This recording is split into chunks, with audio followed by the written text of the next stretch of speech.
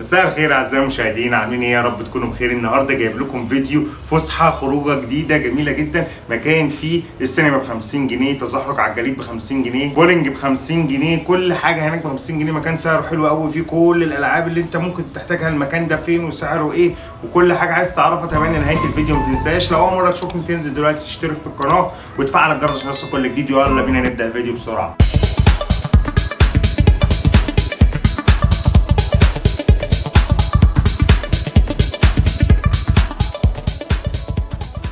اول حاجه بقى احب اتكلم عنها في المكان دوت فهي السينما. السينما يا جماعه الصبح ب 50 جنيه وبعد الظهر بتبقى ب 65 جنيه برضه، يعني برضه 65 جنيه مش فلوس. يعني السينما اسعارها حلوه جدا، بسعر تيكت واحد بره تخش هنا فيلمين بسعر فيلم واحد. فالسينما عندهم الحاجات الحلوه جدا.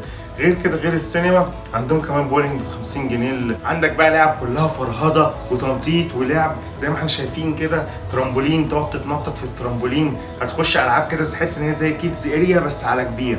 تقعد بقى تتنطط، تربط الحبال وتلبس الفيست بتاعك وتلبس الخوذه وتنطط بقى وتشقلب يا معلم واطلع وانزل وتنطط، طلع كل ادرينالين والطاقه اللي عندك. لو انت غاوي فرهضه ولعب وتنطيط يبقى المكان ده عشانك.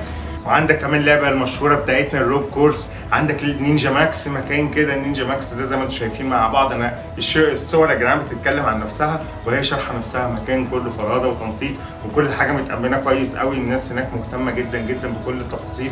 في لعبه في ار، وطبعا قلنا تزحلق على الجليد وبولينج بلاي ستيشن، كل اللي انت عايزه. مكان مبهج جدا، كل اللي نفسك فيه من العاب هتلاقيه هناك. مكان حلو قوي. المكان ده بقى فين؟ هو اسمه عنوانه سيتي سكيب مول.